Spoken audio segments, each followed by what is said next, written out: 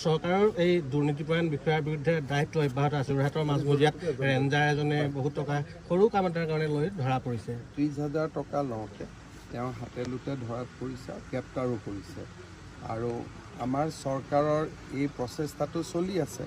তাৰ কাৰণে দুই এজনে আমাক বেয়াও পাইছে যে ইমান ষ্ট্ৰিক হ'ব নালাগে, কিন্তু আমাৰ ফালৰ পৰা ষ্ট্ৰিকনেছটো আছে।